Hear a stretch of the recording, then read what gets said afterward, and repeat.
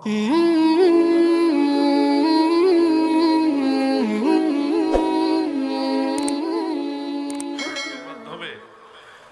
আল্লাহর রাসূল সাল্লাল্লাহু আলাইহি ওয়াসাল্লাম কোরআন কারীমের সূরা আলে ইমরানের 106 নং আয়াতাংশের তাফসীর করেছেন। স্বয়ং আল্লাহর রাসূল তাফসীর করেছেন। ইয়াউমা তাবিয়াদ্দু উজুহুন ওয়া তাসওয়াদ্দু উজুহুন, এই অংশের তাফসীর করেছেন আল্লাহর নবী, দয়াল নবীর তাফসীর। এটাকে মানতে হবে নাকি হবে না? আল্লাহর রাসূল বলেছেন হাসরের ময়দানে ইয়াউমা তাবিয়াদ্দু উজুহুন, যাদের চেহারা হাসরের ময়দানে উজ্জ্বল হবে, সুন্দর হবে, যারা জান্নাতি হবে, আল্লাহর রাসূল তাফসীর করে বলেছেন সেই সুন্দর চেহারাওয়ালা, সেই জান্নাতি চেহারাওয়ালা মানুষগুলি হবে আহলে সুন্নাত ওয়াল জামাত। তাহলে আমরা জান্নাতে যেতে হলে কোন দলে থাকতে হবে? যুবক ভাইরা কথা বলো, কোন দলে থাকতে হবে? আহলে সুন্নাত ওয়াল জামাত। আহলে সুন্নাত ওয়াল জামাত সামগ্রিক বিষয়ে সুন্দর সুষ্ঠুভাবে নিজেদেরকে মদিনাওয়ালামুখী পরিচালনা করার চেষ্টা করে। আকায়েদের ক্ষেত্রে এবং ফাজাইলের ক্ষেত্রে দুই ক্ষেত্রেই তারা কোরআন সুন্নাহকে ফলো করে, ইসলামের যে মূল নীতিগুলি সেগুলিকে মেনে চলার চেষ্টা করে। আমাদেরই বাংলাদেশে অনেক ভাইরা আছেন দয়াল নবীজিকে আমাদের মতোই মানুষ মনে করে। আমরা কোরআনের সবগুলি আয়াত পড়েছি, জানি, হাদিসও পড়েছি, এরপরেও কোরআন হাদিস তারাও পড়ে যারা নবীজিকে তাদের মতোই মানুষ মনে করে। আমরাও পড়েছি, কিন্তু আমরা মদিনাওয়ালাকে আমাদের মতো সাধারণ মানুষ মনে করি। একটু খেয়াল করবেন, কুল ইন্নামা আনা বাশারুম মিসলুকুম ইউহা ইলাইয়া আন্নামা ইলাহুকুম ইলাহু ওয়াহিদ, সূরা কাহাফের 110 নং আয়াত এবং সূরা হামিম সাজদার 6 নং আয়াত, দুই জায়গার মধ্যে আয়াতটা আছে।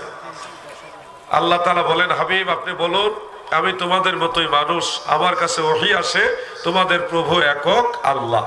এই কথাটা আমরাও পড়ছি, কিন্তু আমরা এখানে পড়ার মধ্যে সীমাবদ্ধ থাকিনি। এই যে আজকের মাহফিলটা হলো তাফসীরুল কোরআন মাহফিল।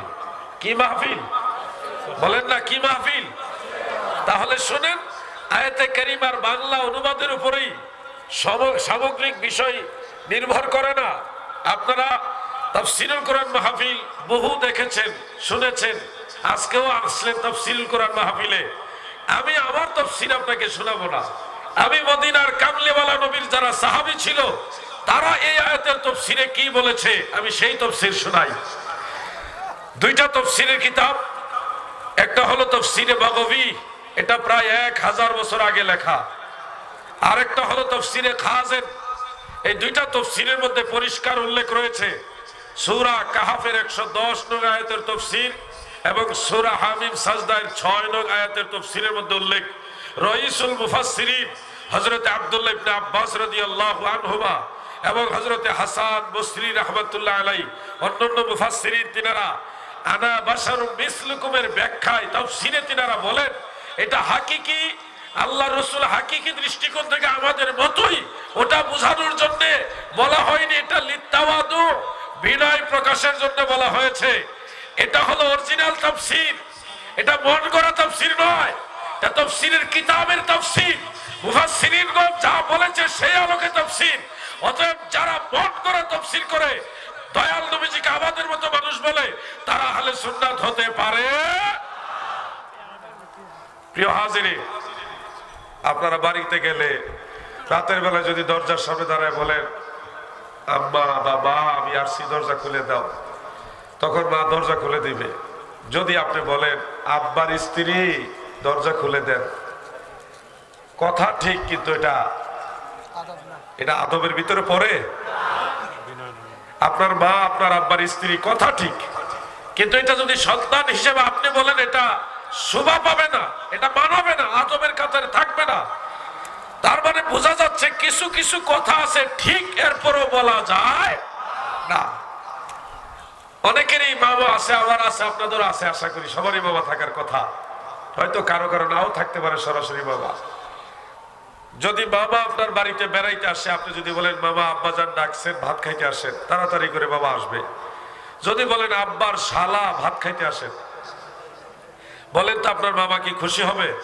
খুশি হবে না, কিন্তু কথা তো ভুল না। আপনার মামা আপনার আব্বার শ্যালক, কথা ঠিকই বলছেন, কিন্তু আপনার মুখে এই কথাটা মানায় না। আমি এটাই বোঝাতে চাচ্ছি, অনেক সত্য কথা আছে, সব জায়গায় সেই সত্য কথাগুলি মানায় না। সত্য কথাগুলিও সেই সত্য কথাগুলি সব জায়গায় মানায় না। আপনি যদি বেশি মহব্বত দেখাইতে যায়া আপনার স্ত্রীকে বলে যে তুমি আমার মায়ের মতো একজন মহিলা, তাহলে তো বোঝাইবো এটা জিহারের মাসালা চলে আসবে।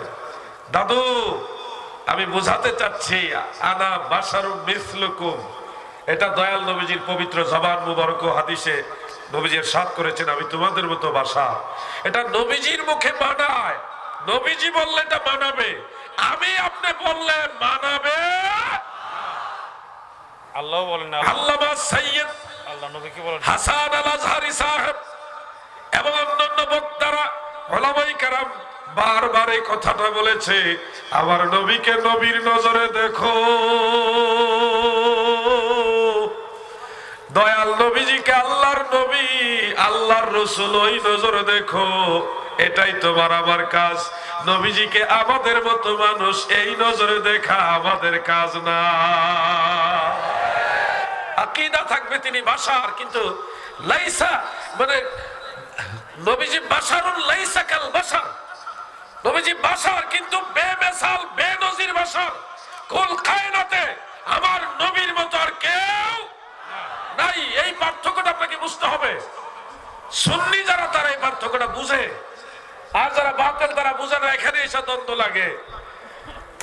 নবীজি বাজারে গিয়েছেন, ব্যবসা বাণিজ্য করেছেন, খাওয়া দাওয়া করেছেন, সন্তান জন্ম দিয়েছেন, কত কথা প্রমাণ করার জন্য। আর সুন্নিরা বলে মদিনার কামলিওয়ালা নবী তিনি নূরে মুজাসসাম, তিনি হাবিবুল্লাহ সাইয়্যিদুল মুরসালিন রাহমাতুল লিল আলামিন।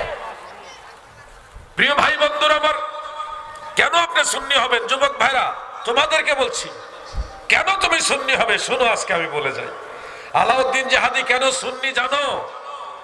আমি ছোটবেলায় যখন সুন্নি এবং বলি বোঝার জন্য ওয়াহাবি সুন্নি বুঝতাম না, তখন এক মাহফিলে গিয়েছিলাম। মাহফিলে গিয়ে একজন বক্তা, নাম বলবো না, জনৈক একজন বক্তার বক্তব্য শুনেছি। তিনি বললেন নামাজ পড়বেন কিন্তু মোনাজাত করবেন না, মোনাজাত বেদাত। তিনি শবে বরাতের রোজা, শবে বরাতের নামাজ এগুলাকে বেদাত বললেন। শবে মেরাজের কোনো রোজা নাই, নামাজ নাই, বেদাত বললেন। তিনি এইভাবে বেদাত বেদাত বলে মাজার জিয়ারতের উদ্দেশ্যে মোনাজাত করা, নিয়ত করে যাওয়া বেদাত বললেন, নাজায়েজ বললেন। কবরস্থানে গিয়ে দোয়া করবেন সেটাকে নাজায়েজ বলছে উনি। অনেকগুলি দোয়ার বিরুদ্ধে কথা উনি বললেন। আমি তখন ছোট, ওনার এই কথাগুলি শুনলাম। কিন্তু কিছুদিন পরে আরেকজন বড় বরেণ্য উস্তাদুল উলামা, একজন আলিম, মুফতি আবু নাসির জিহাদি সাহেব মাদ্দাজিল্লাহুল আলী কুমিল্লার, ওনার বক্তব্য শুনলাম। উনি আবার বললেন নামাজ পড়বেন, নামাজের পরে আল্লাহর দরবারে আবার দোয়া করবেন, নফল নামাজগুলিও ছাড়বেন না, বারবার মুনাজাত করবেন, তওবা ইস্তেগফার করবেন, জিকির আজকার করবেন, মিলাদ শরীফ পড়বেন, দোয়া করবেন, ইসালে সওয়াব করবেন, শবে বরাতে রোজা রাখবেন, রাতে নফল বন্দেগী করবেন, শবে মেরাজে রোজা রাখবেন, রাতে নফল বন্দেগী করবেন। এইভাবে অনেক দোয়া এবং ইবাদতের পক্ষ উনি বললেন। দুইজন বক্তার বক্তব্য শুনে ছোটবেলায় আমি হ্যাং হয়ে গেছিলাম, আমার ব্রেনটা একটু হিবিজিবি খাচ্ছিল, আমি একটু হেজিটেশনে পড়ে গেছিলাম আমি কোন দিকে যাব। উনিও বড় আলেম, উনিও বড় আলেম। উনি বলল দোয়া করা যাবে না, বেদাত, আর উনি বলল দোয়া করা যাবে, এটা ইবাদত। আমি কোন দিকে যাব সিদ্ধান্তহীনতার মধ্যে ভুগছিলাম। গিয়েছি আমার গর্ভধারিণী মায়ের কাছে, আম্মার কাছে গিয়ে বললাম মা গো মা,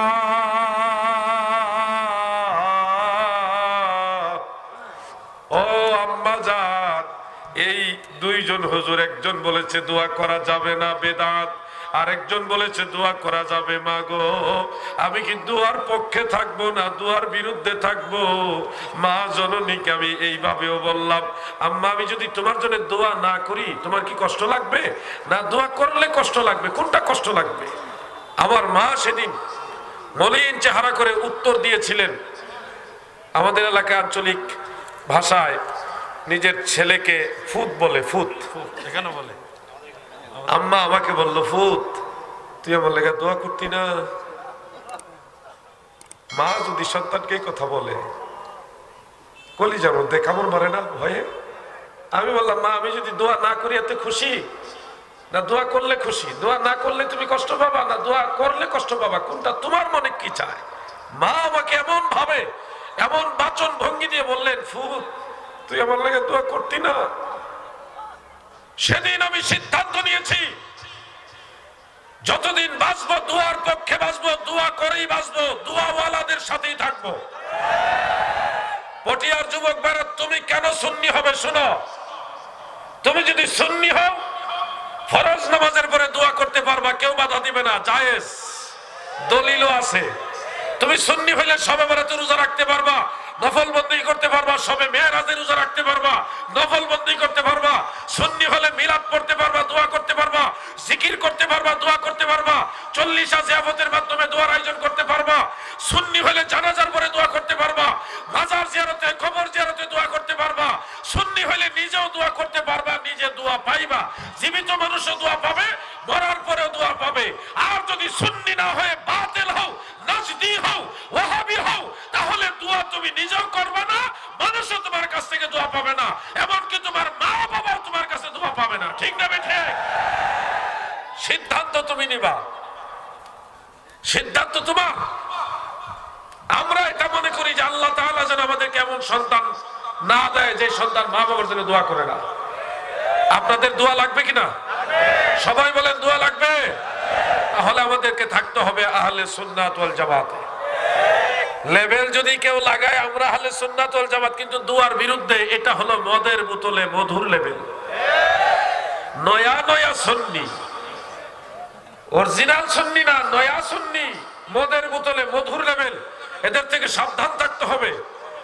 আমার ভাই সৈয়দ মাওলানা হাসান আল আজহারি সাহেব, তিনি একটাই টার্গেট, ওনার টার্গেট আপনাদেরকে বলেছে, যারা তরুণ প্রজন্মের যুব সমাজের যারা এই অনলাইন জগতে যারা পদার্পণ করেছেন, করবেন, আপনারা যেন সুন্নিয়তের পক্ষে নিজেদের মন মস্তিষ্ক, নিজেদের অবস্থানকা এবং নিজেদের যে সার্বিক সহযোগিতা, এটা যেন সুন্নিয়তের পক্ষে রাখতে পারেন, এটার জন্য উনি চেষ্টা করতেছেন। উনি কিন্তু এখানে এমপিগিরি বা মন্ত্রী হওয়ার জন্য, কোন ধরনের ক্ষমতা দখল করার জন্য এখানে আসেনি।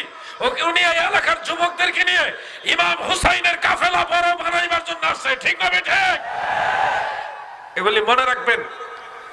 আমি আলাউদ্দিন জেহাদি, আমি ছোট একটা মানুষ, পটিয়াতে আশেপাশে বহু মাহফিলে এসেছি, এখানে শহরে প্রথম আসলাম। এখানে আমার চাইতে সিনিয়র অনেক সম্মানীয় শ্রদ্ধেয় গুণীজনরা, ওলামায়ে কেরামরা রয়েছে। শুধু একটা কথা বলি, আপনারা কি আল্লামা ফারুকী রহমাতুল্লাহ আলাইহির নাম মনে রেখেছেন? উনি সুন্নি ছিল না ওয়াহাবি ছিল? সুন্নিয়তের স্বার্থে ওনাকে ভালোবাসেন? তাহলে ওনার সেই কথাটা বক্ষে ধারণ করবেন। পীর যার যার সুন্নিয়ত, বলেন পীর যার যার সুন্নিয়ত সভা। বিশেষ করে যারা জেনারেল শিক্ষিত বাবাজিরা, মুরব্বীরা, আপনাদেরকে করজোরে মিনতি করছি, আপনার সন্তানদেরকে সুন্নিয়তের সাথে রাখেন। সুন্নিয়ত একটা শান্তির নাম, একটা শান্তিপ্রাপ্ত দলের নাম, এটা একটা জান্নাতি দলের নাম। অনেক যুবক আছে নামাজ পড়ে, এই যে এইভাবে নামাজ পড়ে, আবার দেখবেন বারবার রফুল ইয়াদান করছে। একজন মুরব্বী মানুষ নামাজে দাঁড়ায়, সোনার পায়ের সাথে পা লাগাই দিছে নামাজের ভিতরে। নামাজের বাইরে একজন মুরব্বীর সাথে আমরা পা লাগাইলে ওনাকে শ্রদ্ধা নিবেদন করি, একটু সালাম করি, ওনার প্রতি একটু নমনীয়তা প্রকাশ করি যে একটা বেয়াদবি হয়েছে, ভুল হয়েছে, আপনি ক্ষমার নজরে দেখবেন।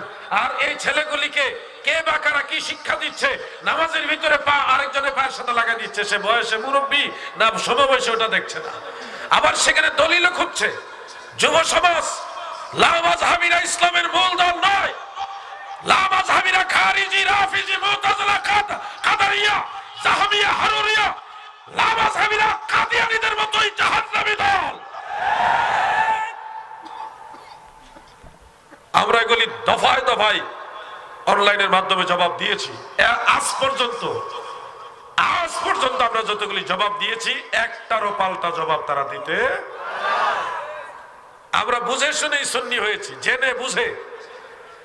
পটিয়া এলাকায় এমন ওয়াজ শোনা গেছে যে নবীর মা বাবা জাহান্নামে যাবে, তারা কাফের ছিল। এই ধরনের ওয়াজ আমরা শুনেছি অনলাইনের মাধ্যমে। এই বিষয়গুলি আপনাদেরকে লক্ষ্য রাখতে হবে। আপনাকে যদি বলা হয় যে তোর মা বাবা জাহান্নামী, আপনার ভালো লাগবে না? ভালো লাগবে? আওয়াজ দিয়ে বলেন, ভালো লাগবে? আপনার মা বাবা যতই গুনাহগার হোক, যদি আপনাকে বলা হয় তোমার মা বাবা জাহান্নামী, নিঃসন্দেহে একটু না একটু কষ্ট লাগবে।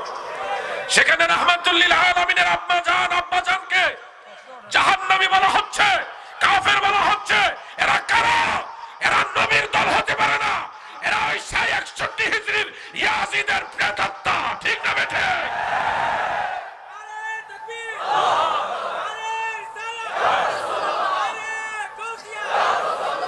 পবিত্র কোরআনে যেটা আল্লাহ তাআলা বলেছেন, ইন্নাল্লাযীনা ইউযুনাল্লাহা ওয়া রাসূলাহু লা'নাহুমুল্লাহু ফিদ দুনিয়া ওয়াল আখিরাহ ওয়া আ'আদ্দা লাহুম আযাবান মুহিনা।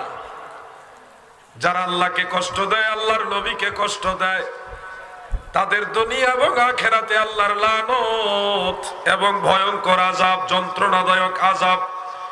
নবীজির মা বাবা জাহান্নামী, এই কথা বললে যেহেতু নবীজির কষ্ট লাগে, সেহেতু যারা নবীর মা বাবাকে জাহান্নামী বলবে, আমার আল্লাহ তাদেরকে খুশি হয়ে জাহান্নামেই দিবে। ফতোয়া দিয়ে নবীর মা বাবাকে জাহান্নামে পাঠানো যায় না। তোমার সাপার জোরে, তোমার ফতোয়ার জোরে নবীর মা বাবা জাহান্নামে যাবে না। কিছু লামাযাবি যুবক ভাইরা, আমি আর কয়েক মিনিট আলোচনা ইতি টানবো, ভয় পেও না। শোনো, তোমাদেরকে সাহসী ভূমিকা পালন করতে হবে। আমি আমার মা বাবার কথা বলছি না, আমি রাহমাতুল লিল আলামিনের আব্বা জান আম্মা জানের কথা বলছি, যিনি তোমারও নবী আমারও নবী। লামাযাবিরা একটা হাদিসকে দলিল হিসেবে আপনাকে বোঝানোর চেষ্টা করবে। মুসলিম শরীফের মধ্যে আছে, হযরত আনাস রাদিয়াল্লাহু আনহু থেকে বর্ণিত, একজন ব্যক্তি নবীজির কাছে এসে বললেন, ইয়া রাসূলুল্লাহ আইনা আবি, নবী গো আমার আব্বা কোথায় আছে? আইনা আবি, আমার বাবা কোথায়, জান্নাতে না জাহান্নামে? রাসূল পাক বললেন, আবু কাফিন্নার, তোমার বাবা জাহান্নামে আছে। তখন ওই লোকটা মনক্ষুণ্ণ হয়ে চলে যাচ্ছে। দয়াল নবীজি তাকে আবার ডাক দিলেন। মুসলিম শরীফের ইবারতে এইভাবে আছে, ইন্না আবি ওয়া আবাকা ফিন্নার, নিশ্চয় আমার বাবা এবং তোমার বাবা দুজনই জাহান্নামে। এই হাদিসটা দিয়ে লামাযহাবী কিছু শায়েখরা দলিল দেয় যে এখানে তো স্পষ্ট আছে, নবীজি নিজে বলেছেন আমার বাবাও জাহান্নামে, তোমার বাবাও জাহান্নামে। এটা দিবে আপনাদেরকে, দিয়ে বলবে নবীর বাবা জাহান্নামী। কিন্তু এখানে একটা পয়েন্ট মনোযোগ দিয়ে শুনে রাখেন। এই হাদিসটা যে সাহাবী বর্ণনা করেছেন, সেই সাহাবীর নাম হযরতে আনাস রাদিয়াল্লাহু আনহু। বলেন নাম কি? আনাস রাদিয়াল্লাহু আনহু থেকে তিনার ছাত্র সাবেত আল বুনানি রাহমাতুল্লাহ আলাইহি, তিনি বর্ণনা করেছেন। তিনার থেকে আমার জানা মতে 4 জন এটা বর্ণনা করেছেন। ওস্তাদ হলো সাবেত বুনানি, তিনার 4 জন শাগরিদ এই হাদিসটা বয়ান করেছেন। 4 জনের মধ্যে একজনের নাম হলো হাম্মাদ। একজনের নাম কি? হাম্মাদ। আর বাকি ইমাম জুহরি, ইমাম মা'মার ইবনে রাশাদ সহ আরেকজন আছে। টোটাল 4 জনে এই হাদিসটা বয়ান করেছেন হযরতে সাবেত আল বুনানি রাহমাতুল্লাহ আলাইহি থেকে, যিনি আনাস ইবনে মালিক থেকে বর্ণনা করেছেন। ঘটনা, হাম্মাদ এককভাবে একটু আগে যেভাবে আমি আপনাদের শোনালাম, এইভাবে শুধু সাবেত বুনানির রেফারেন্স দিয়ে হাম্মাদ বর্ণনা করেছে, যেখানে আমার বাবা তোমার বাবা দুজনেই জাহান্নামে কথাটা আছে। আর বাকি আরো 3 জন সাবেত আল বুনানি থেকে যারা বর্ণনা করেছেন, তারা ঘটনাটা কিভাবে বর্ণনা করেছেন একটু ব্যবধানে। কি? একজন লোক এসে বললেন, ইয়া রাসূলুল্লাহ আইনা আবি, নবী গো আমার আব্বা কোথায়? নবীজি বললেন, তোমার বাবা জাহান্নামে। সে মনক্ষুণ্ণ হয়ে চলে যাচ্ছিল। নবীজি আবার তাকে ডেকে বললেন, ইজা মারারতুম আলা কাবরি কাফিরিন ফাবাশশিরহুম বিন্নার। কোন কোন জায়গা আছে ইজা মারারতা আলা কাবরি কাফিরিন ফাবাশশিরহু বিন্নার, তুমি যখন কোন কাফেরের কবরের কাছ দিয়ে যাবে তাকে জাহান্নামের সুসংবাদ দিবে। এখানে নবীর বাবা জাহান্নামে কথাটা নাই। খেয়াল করবেন, সাবেত বুনানি থেকে শুধুমাত্র হাম্মাদ বর্ণনা করেছেন নবীর বাবা জাহান্নামে কথাটা সহ। কিন্তু ওনার আরো ক্লাসমেট তিনজন একই সাগরিদের রেফারেন্সে ওনারা বর্ণনা করেছেন যেখানে নবীজির বাবা জাহান্নামী কথাটা নাই। তাহলে একজন সাগরিদের চারজন, একজন উস্তাদের চারজন সাগরিদের একজন একরকম আর তিনজন হলো আরেক রকম। এখানে কথাটা খেয়াল রাখবেন। সাহাবীর নাম কি বলেন? একটু আগে যে সাহাবীর নাম বললাম আনাস ইবনে মালিক, বলেন সাহাবীর নাম কি? আনাস বিন মালিক রাদিয়াল্লাহু আনহু। এবার উনি ছাড়াও আরো দুইজন সাহাবী এই ঘটনাটা বর্ণনা করছে, একই ঘটনা। এক নম্বরে হযরতে সাদ ইবনে আবি ওয়াক্কাস রাদিয়াল্লাহু আনহু, যিনি আশারায়ে মুবাশশারার অন্যতম একজন জান্নাতি সাহাবী, সার্টিফিকেট প্রাপ্ত সাহাবী। হযরতে সাদ ইবনে আবি ওয়াক্কাস রাদিয়াল্লাহু আনহু, এটা সুনান ইবনে মাজাহ শরীফের মধ্যে পাবেন। আরেকজন সাহাবী হলো হযরতে আব্দুল্লাহ ইবনে উমর রাদিয়াল্লাহু আনহুমা, এটা মুসনাদ বাজ্জারের মধ্যে পাবেন, দুটাই সহিহ হাদিস। সেখানে ঘটনাটা উল্লেখ, একজন সাহাবী এসে বললেন, ইয়া রাসূলুল্লাহ, আমার আব্বা কোথায়? নবীজি বললেন, তোমার বাবা জাহান্নামে। এই কথা শুনে তিনি মনক্ষুণ্ণ হয়ে চলে যাচ্ছিলেন। দয়াল নবীজি তাকে ডেকে বললেন, ইজা মারারতা বিকাবিরি মুশরিকিন ফাবাশশিরহু বিন্নার, তুমি যখন কোন মুশরিকের কবরের কাছ দিয়ে যাবে তাকে জাহান্নামের সুসংবাদ দিবে। দেখেন এখানেও নবীর বাবা জাহান্নামে কথাটা নাই। এটা কিন্তু আনাস রাদিয়াল্লাহু আনহু বর্ণনা না, এটা অন্য দুইজন সাহাবীর বর্ণনা, আব্দুল্লাহ ইবনে ওমর এবং সাদ ইবনে আবি ওয়াক্কাস রাদিয়াল্লাহু আনহুমা। এই দুইজন সাহাবী এবং হযরত আনাস থেকে সাবেত আল বুনানি হয়ে ইমাম জুহরি, মা'মার ইবনে রাশাদ সহ টোটালি তিনজন যে বর্ণনা করেছেন, সেই তিনজনের বর্ণনা এবং দুইজন সাহাবীর বর্ণনা এক। শুধুমাত্র হাম্মাদের বর্ণনাটা হলো ভিন্ন। উসুলে হাদিসের দৃষ্টিতে একই বিষয়ে একই ঘটনা যদি মতনে কিংবা সনদে, মতনের মধ্যে যদি হাদিসের মূল ভাষ্যের মধ্যে যদি ভিন্নতা থাকে, এটাকে বলা হয় ইস্তেরাব, অর্থাৎ এই ধরনের রিওয়ায়াতকে বলা হয় মুজতারিব। আর উসুলে হাদিস বা হাদিসের যে মূলনীতি, সেই মূলনীতির একটা নিয়ম হলো আল মুজতারিবু লাইসা বিহুজ্জাত, অর্থাৎ এইরকম বিচ্ছিন্ন রিওয়ায়াত, এটা কি বলে, গোলযোগ, একটা হট্টগোলপূর্ণ, যেটার সাথে একটা কথার সাথে আরেকটা কথার মিল নাই, বিচ্ছিন্নতা আছে, ভিন্নতা আছে, এই ধরনের রিওয়ায়াত দলিল হিসাবে শরীয়তে এলাউড না। এটা হলো একটা উসুল, মূলনীতি। আর আপনাদের বিচারে কি বলে? একটা কথা দুইজন সাহাবী এবং আরেকজন সাহাবী থেকে টোটালি তিনজন সাগরিদ একরকম বলতেছে, তিন আর ওদিকে দুই, পাঁচজন বলতেছে একরকম, পাঁচজন বলতেছে একরকম কথা, আর একজন বলতেছে একরকম কথা। আপনারা কার কথা প্রাধান্য দিবেন? পাঁচজনের। জোরে বলেন, কার কথা? পাঁচজনের। এরপর ইমাম যাহাবী রাহমাতুল্লাহ আলাইহি মিজানুল ইতিদালের মধ্যে আসমাউ রিজালের কিতাব, সেখানে লিখতেছেন, এবং আল মুগনি ফিদ দুআফা সেখানে উল্লেখ করেছেন। ইমাম ইবনে হাজার আসকালানী তাহযীবুত তাহযীবের মধ্যে লিখেছেন যে হাম্মাদ রাবী হিসেবে সিকা, কিন্তু কাসীরুল খাতা, তার প্রচুর ভুল আছে। হাম্মাদ, যে লোকটা নবীর বাবা জাহান্নামী বলেছেন, বর্ণনা করেছেন, ওই লোক ব্যক্তি হিসেবে ঠিক, কিন্তু হাদিস বয়ান করার সময় ভুল করত। উনি যে ভুল করেছে তার প্রমাণ হলো দুইজন সাহাবীর বর্ণনার সাথে ওনার মিল নাই, এবং ওনার সহপাঠী যারা, সেই সহপাঠী তিনজনের কথার সাথে ওনার কথা মিল নাই। তাহলে আমরা কি বুঝলাম? নবীর বাবা জাহান্নামী কথাটা কি আসলে হাদিসের কথা? এটা ইস্তেরাবের কারণে এসেছে, রাবীর বর্ণনার কারণে এসেছে। এই কথা দলিল হিসেবে যারা শো করবে, দলিল হিসেবে যারা থ্রো করবে, তারা নিঃসন্দেহে ইলমে হাদিস, উসুলে হাদিস, উলুমুল হাদিসের ব্যাপারে অজ্ঞ, মূর্খ, জাহেল, তারা গুস্তাখি রাসূল বটে। ঠিক না বেঠে?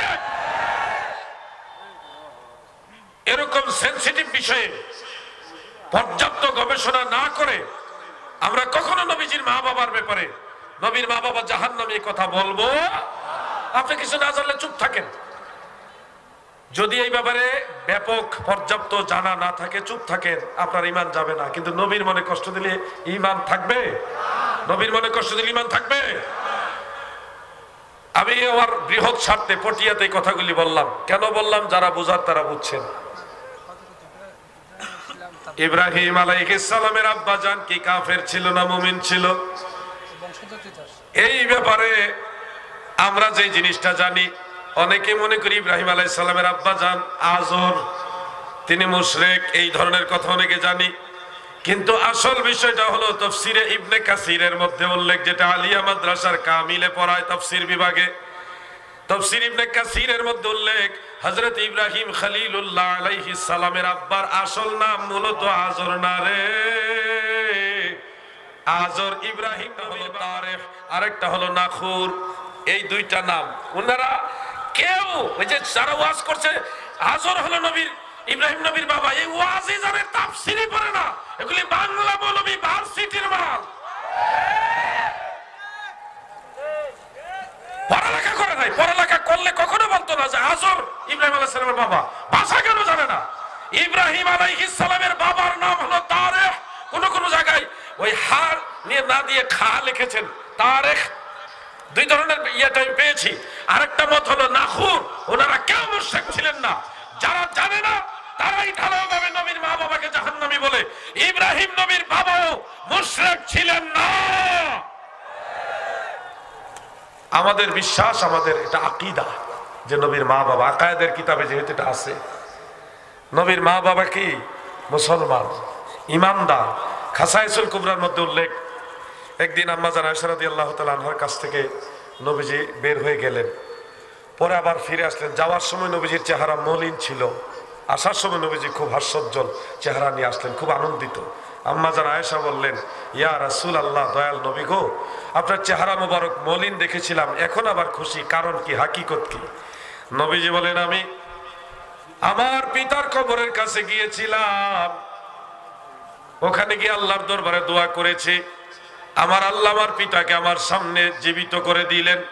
আমি তিনাকে আমার জবান দ্বারা তিনার জবানে মিলাইয়া ঈমান আনয়ন করালাম, কালেমা পড়ালাম, এরপর আবার দোয়া করলাম। তিনি আবার কবরস্থ হলেন। যেহেতু আমার বাবা আজকে আমি রাসূলের কলেমা পড়েছে, সেহেতু আমার বাবার ব্যাপারে আমি আজকে বেশি আনন্দিত। সুবহানাল্লাহ। এরপরও একটা মত হলো নবীজির মা বাবা ইসলামী ফিতরাতের উপর মারা গেছে। ফিতরাত মানে যারা নবীর নবুয়তের দাওয়াত পাননি, কিন্তু শিরিকের সাথে জড়িত ছিলেন না, আল্লাহকে বিশ্বাস করে ওই অবস্থায় মারা গেছে, এটাকে বলা হয় এই যে মুওয়াহহিদ অবস্থায় যারা মারা গেছেন। তো এখন একটা মত ইমাম জালালউদ্দিন সুয়ুতী আল হাবিলিল ফাতাওয়ার মধ্যে এই বিষয়গুলি আলোচনা করেছেন যে নবীজির মা বাবা তিনারা দুজনেই দ্বীনে হানিফ তথা মুওয়াহহিদ অবস্থায় ওনারা ইন্তেকাল করেছেন। নবীর নবুয়তের দাওয়াত ওনারা পাননি, কিন্তু আল্লাহর একত্ববাদের উপর বিশ্বাস রেখে ওই অবস্থায় ইন্তেকাল হয়েছেন। এই মানুষগুলির হাল কি হবে? মুস্তাদরেকে হাকিমের মধ্যে উল্লেখ, সহিহ সনদ উল্লেখ, ইমাম হাকিম নিসাবুরি উল্লেখ করেন, হাসরের ময়দানে মানুষগুলিকে আল্লাহ তাআলা ছোট্ট একটা পরীক্ষা করবেন। কি পরীক্ষা? তাদেরকে এক জায়গায় জড়ো করে বলবেন, এটা আগুনের বিশাল কুণ্ডলী সাজায়, বলবে তোমরা এই আগুনে ঝাঁপ দাও, এই আগুনে ঝাঁপ দাও। তখন অনেকেই আগুনের মধ্যে ঝাঁপ দিবে, আবার অনেকে দিবে না। যারা ঝাঁপ দিবে তাদেরকে আমার আল্লাহ বলবে তোমরা জান্নাতে চলে যাও। যারা আগুনে ঝাঁপ দিবে তাদেরকে আল্লাহ বলবে জান্নাতে চলে যাও। আর যারা ঝাঁপ দিবে না তাদেরকে বলবে তোমরা জাহান্নামে চলে যাও। তখন এই জাহান্নামীরা বলবে, হে আল্লাহ, আমরা জেনে শুনে দেখে বুঝে আগুনে ঝাঁপ দেইনি, এটা আগুন, দেখে শুনে বুঝে আমরা কিভাবে আগুনে ঝাঁপ দিব? আমরা তো কোনো অন্যায় কাজ করিনি, আমরা তো বরং বুদ্ধিমানের পরিচয় দিয়েছি যে আগুনে ঝাঁপ দেইনি, আমাদেরকে কেন জাহান্নামে দিলেন? আল্লাহ তাআলা তখন বলবেন যে আমি স্বয়ং নিজে তোমাদের হুকুম দিলাম আগুনে ঝাঁপ দাও। কোন নবীর মাধ্যমে বলিনি, কোন আসমানি কিতাবের মাধ্যমে বলিনি, কোন ফেরেশতার মাধ্যমে বলিনি, স্বয়ং আমি আল্লাহ নিজে তোমাদের বলেছি আগুনে ঝাঁপ দাও। আমি নিজে বলার পরেও তোমরা তোমাদের বিবেক খাটায় আমার কথার উপরে নিজেরা বিবেক খাটায় ভিন্ন কথা, ভিন্ন কাজ করেছো। এখান থেকে বোঝা যায় আমার ডাইরেক্ট হুকুমই তোমরা মানো নাই, আর আমার নবীর মাধ্যমে, কিতাবের মাধ্যমে, ফেরেশতার মাধ্যমে গেলে এটা তো মানতাই না। এখানে প্রমাণ হয়ে গেছে। আপনাদের কি মনে হয় নবীজির আব্বা জান, আম্মা জান, ওনারা কি আল্লাহ তাআলার অনুগত হবে নাকি হবে না? জোরে বলেন না কেন? কিভাবে বুঝলেন? আমরা বুঝলাম। এবার মাওয়াহিবুল লাদুনিয়া খোলেন, মাদারিজুন নবুওয়াত খোলেন। নবীজির আব্বা জান আব্দুল্লাহ রাদিয়াল্লাহু আনহু, তিনি যখন টকবকে যুবক, ওই সময় ওনার কপালে নূরে মুহাম্মাদি, ওনার সৌন্দর্য দেখে মক্কার সুন্দরী রূপসী তন্নী নারীরা বিবাহ বন্ধনে আবদ্ধ হওয়ার জন্য একেবারে কঠিনভাবে পাগল ছিল। বিবাহ আব্দুল্লাহর সাথে হোক এটাই চেয়েছিল মক্কার সুন্দরী নারীরা। অনেকে অসামাজিক কাজের সাথে জড়িত হওয়ার জন্য প্রস্তাব দিয়েছিল, কিন্তু যুবক মানুষ নবীজির আব্বাজান আব্দুল্লাহ রাদিয়াল্লাহু আনহু যৌবনের জোয়ার থাকার পরেও, সুস্পষ্ট প্রস্তাব পাওয়ার পরেও শরীয়ত বিরোধী জেনার কাজে উনি জড়িত হননি। কোন মহিলার সাথে অনৈতিক অসামাজিক কাজে জড়িত হননি, বরং ওই সময় যে শরীয়ত প্রচলিত ছিল ওই শরীয়ত অনুযায়ী নিয়ম মোতাবেক সামাজিক ভাবে মা আমেনার সাথে বিবাহ বন্ধনে আবদ্ধ হয়েছে। এ থেকে বোঝা যায় নবীজির আব্বাজান আদর্শবান ছিলেন, আল্লাহওয়ালা ছিলেন। উনি দ্বীন ইসলাম যে নিয়মগুলি আমরা পড়ে পেয়েছি, এই আগের শরীয়তের বিধানগুলিকে উনি মূল্যায়ন করেছেন, মেনেছেন, আল্লাহকে ভয় করতেন। ঠিক না বেঠে? ওনার নামই হলো আব্দুল্লাহ। আব্দুল্লাহ শব্দের অর্থ কি বলেন না? আব্দুল্লাহ শব্দের অর্থ কি? আল্লাহর বান্দা। আল্লাহ আব্দুল্লাহ শব্দের অর্থ কি? আল্লাহর বান্দা। তাহলে নামের থেকে তো বোঝা যাচ্ছে, নামের থেকে বোঝা যাচ্ছে উনি আল্লাহওয়ালা, উনি আল্লাহওয়ালা। উনি জেনা করার সুযোগ থাকা সত্ত্বেও ওই কাজের সাথে জড়িত হয়নি। তাহলে আমরা এখানেই বুঝতে পারি হাসরের ময়দানে উনি আল্লাহর হুকুম মানবে। দাদু, আমি আলোচনা দীর্ঘায়িত করতে চাচ্ছি না, কিন্তু আপনাদের আন্তরিকতা, মহব্বত, এটা আসলে তুলনাহীন। আমি দোয়া করি মদিনা ওয়ালা রসিলা আল্লাহ আপনাদের সকলেরই খেদমত, হাজিরা, এই মাহফিল, এই আজহারি সাইবার টিমের নওজোয়ানদের খেদমত আল্লাহ যেন কবুল করে। বলেন আমিন। তাফসীর রুহুল বায়ান দ্বিতীয় খণ্ড বিস্তারিত আসছে। আর এই ব্যাপারে ডিটেলস আলোচনা করতে গেলে কোরআন শরীফ আয়াত আনতে হবে, আয়াত আনতে হবে, তাফসীর আনতে হবে। আপনারা শুনলে আশ্চর্য হবেন, হযরতে আদম আলাইহিস সালামকে সৃষ্টি করার আগেও নবীজি ছিল, এবং সেই মদিনা কামলিওয়ালা নবীকে, রুহানিকে, যে নূরে মুহাম্মাদিকে হযরত আদম আলাইহিস সালামের পৃষ্ঠদেশে দেওয়া হয়েছিল। সেটা ধারাবাহিক, যাদের মাধ্যমে হযরতে আব্দুল্লাহ রাদিয়াল্লাহু আনহু পর্যন্ত আসছে, ওখান থেকে মা আমেনার গর্ভে ট্রান্সফার হয়েছে। এই পুরা ইতিহাসটা যাদের মাধ্যমে সংগঠিত হয়েছে, আল্লাহ তাআলা নিজে বলেছেন তারা সবাই সেজদাকারী ছিল। এখন আল্লাহর বিরুদ্ধে ফতোয়া লাগাও, যারা সেজদা দেয় আল্লাহকে তারা মুশরিক, যারা আল্লাহকে সেজদা দেয় তারা কি মুশরিক? এজন্য নবীর মা বাবা ঈমানদার না বেঈমান? জোরে বলেন। আর কারো কোনো সন্দেহ থাকতে পারে? সুন্নি যারা, তারা তো এটা মানে। আজকে যারা এখানে এমন অনেক লোক আছে যারা সুন্নি জামাতের সরাসরি লোক না, কিন্তু আমি যে কথাগুলি আপনাদের শোনালাম, একটা কথা, আমার একটা নীতি, আমি কখনো আন্দাজে কিতাবের নাম বলি না, রেফারেন্স কখনো আইডিয়ার উপরে দেই না। যেটা নিশ্চিত জানি সেটাই বলি, বলার চেষ্টা করি। আর সব জানি তা আমি দাবি করি না, তবে যেটা জানি না সেটা নিয়ে আমি পারাপারি করি না। আমি যেগুলি আপনাদের শোনালাম, এই বিষয়গুলি যারা সুন্নি না, আপনারাও শুনলেন, আপনারা আবার বিবেক দিয়ে বিচার করেন। দেখেন, যারা আজকে বড় বড় শাইখুল হাদিস লকব লাগায়া, শাইখুল ইসলাম লকব লাগায়া নবীর মা বাবাকে জাহান্নামী বলে, তারা কি নবীর দলে আছে না শয়তানের দলে আছে? সিদ্ধান্ত নেন। আমরা সুন্নি সব দিকে লাভবান, আমরা সব দিকে লাভবান। আমরা নবীর সম্মানের ব্যাপারে খেয়াল রাখি, আহলে বাইত রাসূলের ব্যাপারে যথেষ্ট খেয়াল রাখি যেন বেয়াদবি না হয়। আর ওলি আল্লাহদের মাজারে গেলে আমরা সম্মান করি, মুরব্বীদের সম্মান করি, কদম বসি করি, আলেমদের করি, মা বাবার করি। করেননি আপনারা? করেননি আপনারা? মাজার জিয়ারত করেন, কবর জিয়ারত করেন? আমরা কবর জিয়ারত করি, কবর পূজা করি না। যারা কবর জিয়ারতকে পূজা বলে এরা কারা? আশ্চর্য, হাস্যকর বিষয়। জিয়ারত রাসূলের পাকের সুন্নাহ, সাহাবায়ে কেরামের সুন্নাহ। নবীর সুন্নতকে পূজা বলা কুফরি, নবীর সুন্নতকে পূজা বলা কি কুফরি। সুনির্দিষ্ট কোনো ব্যাখ্যা ছাড়া, নির্দিষ্ট কোনো ব্যক্তিকে ইন্ডিকেট ছাড়া ঢালাওভাবে যদি জিয়ারতকে, কবর জিয়ারতকে কবর পূজা, মাজার জিয়ারতকে মাজার পূজা বলা হয়, কোনো ব্যাখ্যা ছাড়া, কোনো সুনির্দিষ্ট ইন্ডিকেট ছাড়া যদি মাজার জিয়ারতকে মাজার পূজা বলা হয়, সে কাফের হবে। বিনা তালাকে তার বহু তালাক হবে, নিঃসন্দেহে সে বেঈমান হয়ে যাবে, ঈমান থেকে খারিজ হবে।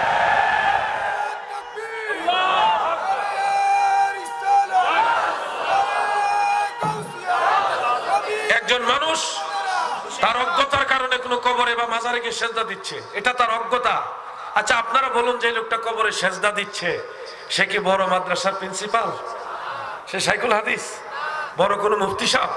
নিশ্চয়ই আওয়াম। সে আম মানুষ, সে বুঝে না, অথবা ওই ব্যাপারে সে এখনো পুরোপুরি জ্ঞান অর্জন করেনি। এই যে বিচ্ছিন্ন দুই একটা ঘটনাকে কেন্দ্র করে ঢালাও ভাবে সমস্ত জিয়ারতকারীদেরকে কবর পূজারী, মাজার পূজারী বলে দেয় যারা, এরা ইসলামের মূল ধারার লোক নয়। ইসলাম যে 1400 বছর আগে কারবালার ময়দানে ইয়াজিদও দাবি করেছিল আমি ইসলামের লোক, ইমাম হুসাইনও ছিল ইসলামের লোক।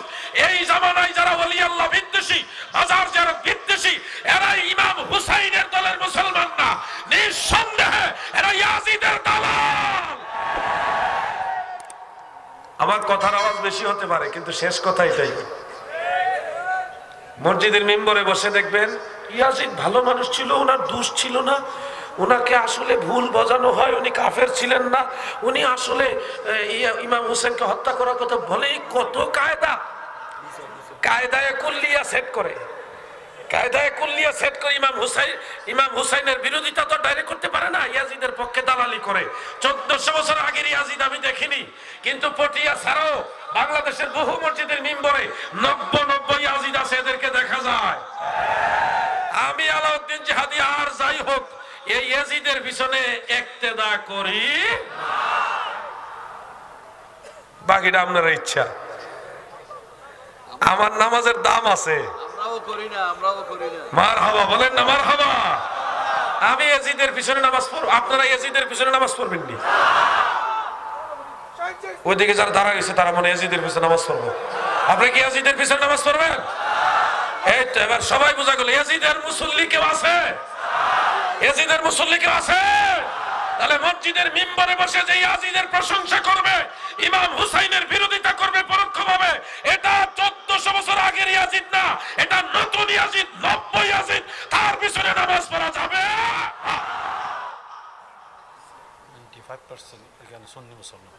95% সুন্নি মুসলমান পটিয়াতে। সত্য নেই? আওয়াজ দেখি 95% হইল না। আপনারা কি নবীর দলে আছেন? পিছনে বাইরে আছেন?